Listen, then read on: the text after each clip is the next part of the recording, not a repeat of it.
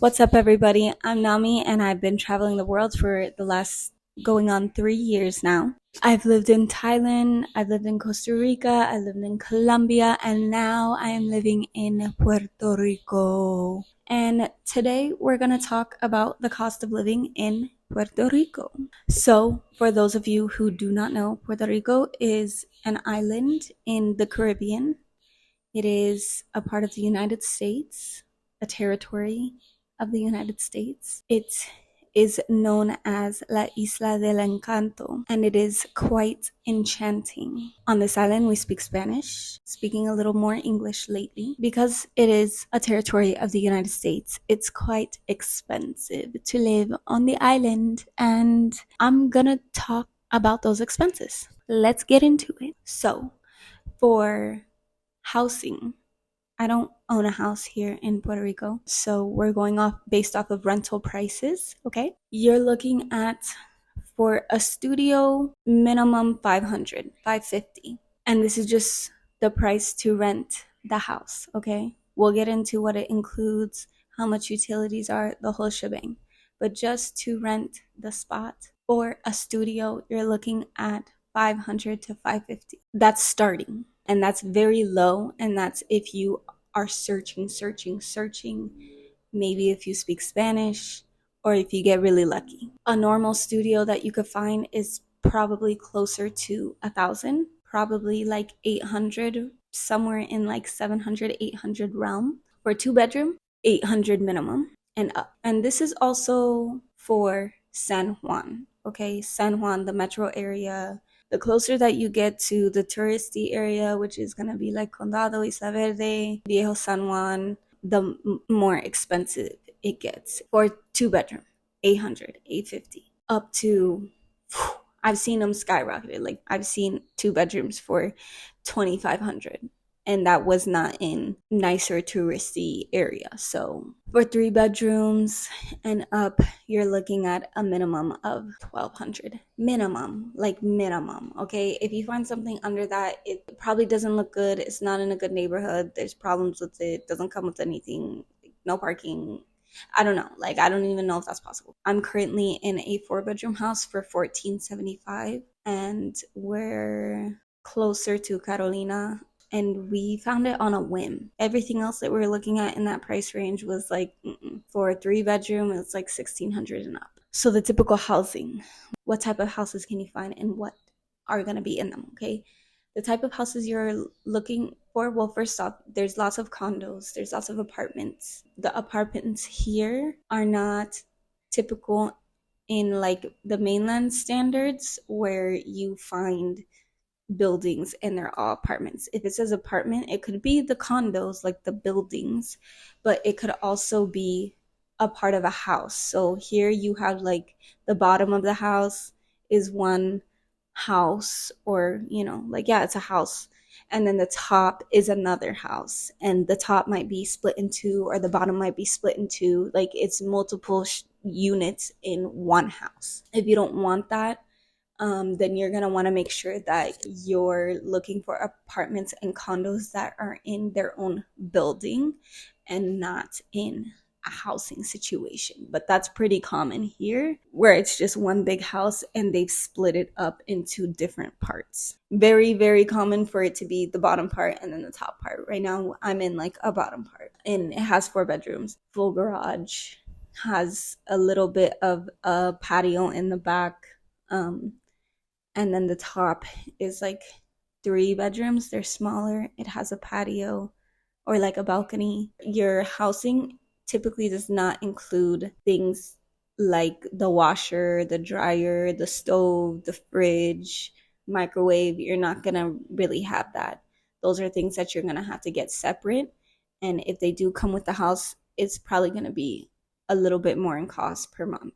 There's typically not any yard unless you have like the whole house to yourself. If there is yard, it's probably not much, or you can find more balconies if you search for like second floor. And there's usually no AC. If they do have AC, it's typically the ones that are in the window. You can get them installed yourself. They're like 400 300 to 400 for the in-unit ones, and then it does get hot on the island. So unless you're like in the mountains or you got a really good setup and they set you up correctly with the way that they built the house and everything, you're definitely gonna need lots of fans and maybe some kind of AC for yourself. Places to look if you want to be near the city, which is like where everything's happening: Carolina, Bayamon, Toa Baja, Caguas, Luisa, Guaynabo, anywhere in the city: Hatorrey, Condado, Isla Verde, Viejo San Juan. The closer that you get to the beach and the touristy areas, the more expensive. If you don't mind being in just like a small town, then you have towards the east of the island, you have Fajardo, which is like super beautiful, and you can hop on the ferries to the islands over there. There's Luquillo. If you go to the east, then you're going like Toa Baja, Vega Baja, Isabela. Further, and you're almost on the west side of the island, which is like Aguadilla, Rincon, Cabo Rojo. A lot of people like it over there. If you go south, then you have Ponce, you have Cayama, Palmas. There's a lot of different places on the island. There's a lot of different things to see. There's also the center of the island in the mountains. So if you want to be in the mountains, like Caguas is the beginning into that. Then you have Calle, you have Orocovis. Like there's a lot. I don't even know if I'm saying them right, but there's a lot of places. Hayuya, I think, is another one. All in the mountains, like coffee farms, it's lush jungle, waterfalls, rivers, the whole 10. You can get from one side of the island to the other side of the island in less than 4 hours, like literally 3 hours. Okay, so those are the places that you can live, the neighborhoods that you can live in within San Juan, and then places outside of that. Utilities. Let's get into the utilities for your house. Wi-Fi. I get the best of the best because I don't like to wait. I need power to upload my videos and be on calls and just operate at optimum efficiency. So I pay $90, and I think that's for Liberty. And they had like another option for me to just pay $60. That was the minimum, and it wasn't working out for me. You could do Liberty, you could do Claro. That's another one. They have fiber optics, and I think it's all around the same amount. For electricity, it really depends obviously on your house. For a 4-bedroom house, we pay like $300, and we try to keep the lights off. We may be running the fans, TVs, whatever, yeah. But around like $300 for a 4-bedroom house. For water, I don't know what the water is yet. You pay bi-monthly, at least for ours, and we haven't gotten like our first bill yet. And depends on what's going on, whether it's hurricane season, whether it's summer, whether you're running air conditioner, blah blah blah blah blah blah blah blah blah blah blah blah. So for food is expensive. There is a huge tax on the island. I don't even know what it is. I just pay because I gotta eat. I probably spend like 100 to 150 per week. I do a lot of ingredients. We have an ingredient household, so I do snacks for like beach times and when we're out and about and things like that. But everything else I pretty much make from scratch, and I'm spending like 150. Okay, if you want me to do a grocery haul, let me know and I'll totally do that. I shop at Sam's Club because bulk, hello. And it is a crazy difference. Like, I'm vegan. I get vegan cheese, which is already expensive. But I do get vegan cheese because my daughter loves to eat quesadillas and grilled cheese and all of that kind of stuff. So just for perspective, you can get like a vegan thing of cheese for like $7 at Sam's Club, and it's like big. It will last like 2 weeks probably. Or you go to the grocery store and you get the little tiny bags of cheese for $7. Let's do something that's not vegan. Spaghetti sauce. Sometimes I get spaghetti sauce, and they're just like those regular like tomato basil spaghetti sauce things. They're like regular sized jar of spaghetti sauce, right? It's $7. If I go to Sam's Club, I can get 2 for that. So I shop at Sam's Club. I shop at Sam's Club. I get as much there in bulk as I can. That will not go bad. That way I don't have to worry about it because it is extremely expensive everywhere else. Everybody here shops at either Sam's Club, Costco. Everybody shops at Walmart. I literally hate Walmart. There's also Econo. There's also Supermax. There's also Pueblo. And they're just, it's expensive prices. If you're coming from California or like New York, It's probably not that expensive to you, honestly, but it adds up, and I don't like it. But yeah, I if you want a health food store, I really love Fresh Mart. They have everything that I need. Being vegan, being plant-based, and more holistic. They have all of those holistic things, elderberry, any kind of like herb supplements that you need, vegan things, or just like alternative like milks and things like that. They have all of that there. It is expensive, yes. I literally went there today, spent like $100, and I did not even get that much. I promise you I didn't. So it is expensive, but it's there, and having the option is the best. So those are the grocery stores. The food, yes, about 150, and that's for like 4 people that we go grocery shopping for. It's really 2 kids, but honestly they eat like a regular human being. So 600, is that right? 600 a month. Man, Colombia. I did go to the fruit stand on the side of the road. I gave him $20 because that's all I had in my cash deposit for that day. $20, and I think I got a pineapple, I think a watermelon. I got like a couple oranges and a papaya, and it was $20. So yeah, you tell me if that's expensive to you. To me, that is expensive, but I have also lived in countries that didn't have any USA influence really, and the amount of things that I could get for $20 in the last 3 countries that I lived in was crazy. If you're gonna be eating out, you're looking at a minimum of $10 per meal, and that does not include a drink, okay? An appetizer or a dessert. So yeah, 10, $12 a meal is pretty average. If you are going to be living here or here for an extended period of time, you need to get a car. Okay. You can find a car for around 1,500 to 5,000. It depends on how picky you are and what you're needing, okay? I just found a 2001 Kia Rio. Outside look bang up, but it runs well. It's a standard, and I got it for 1,500. You can find a good like little Civic probably for like 2,500, 3,000. That looks nice on the outside. If you want something more fancy, good like 5,000 is a good range. And then obviously you can buy cars here, like full, used cars, new cars, the whole shebang. So yeah, I'm not even joking. Uber here is like crazy expensive. At any given time, you might be paying $30. Like if I went to the beach, I'm looking at it the whole day to see when it's going down. Don't travel in rush hour time. Don't travel during a holiday because you're paying $30 for an Uber ride, which is insanity. Insane. The bus system I would not rely on. However, there are bus stops everywhere. If you have time, try it out. There is also a metro, like a train. It goes from I think Rio Piedras, which is like deeper into San Juan, to Bayamon, and then like down almost to Viejo San Juan, which you could like get on a bus from where the train ends and then go into Viejo San Juan. I don't know exactly how much the bus and the train cost, probably like $4 or something like that, but there is that option. If you do get a car, you do have to pay registration unless they handle it for you, that's common. You pay just once a year. You pay registration.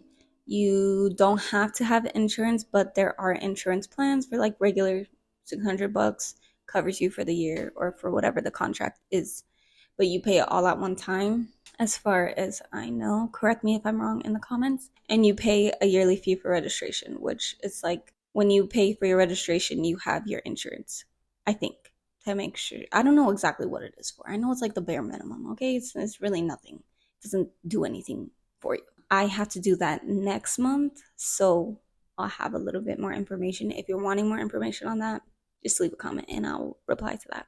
But yeah, you pay for that in your registration, and for my car is probably going to be like around $250, $300 for everything is what I've been told. Now, the exact amount, not sure, so I'll have to come back and let you know on that. If you want an oil change, it's like the same as in the States, if you're familiar, so like 60, $80 plus, depending on what type of car that you have. For gas, I pay like $25 to fill up my gas tank, which is really nice compared to what I was paying in the States. For healthcare, the costs are like $50 for a wellness visit if you have no insurance. If you are a US citizen, you would have to get your insurance here. I don't know what the insurance and everything like that is. And I'm currently in the process of like moving things over, whatever. So if you want more information on the health insurance here, I could give you that. But right now I don't have it. I just know that like if you go for a wellness visit and thing like that, it's like $50 for a checkup. So you could base everything else probably around that. It's definitely not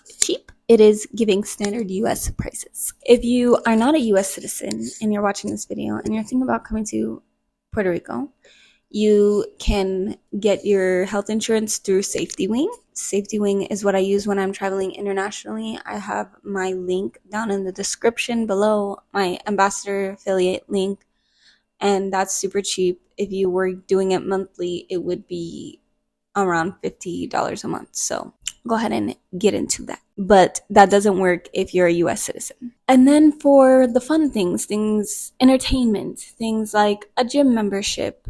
They have Crunch and Planet Fitness here. That's like $10 a month. They have some other things like Power Club. They have the YMCA, and it goes up from there. So it just depends on what kind of gym you're looking for. But they do have the typical United States chain gyms and things like that. If you're wanting to do something like a dance class, it's going to be like $20 per class, $15 minimum. If you're wanting to go on a hike outside the city, you're looking at like $60 with transportation included. Without, I'm not sure. If you want to go to the movies, it's like $5 for a ticket. If you're wanting to go out, you're paying regular US prices, baby. Regular US prices. I'm looking at doing a volleyball team or like a basketball team or something like that. It's like $100 per person for the season. And for the kiddos, you're looking at gym classes once per week for a minimum of $80.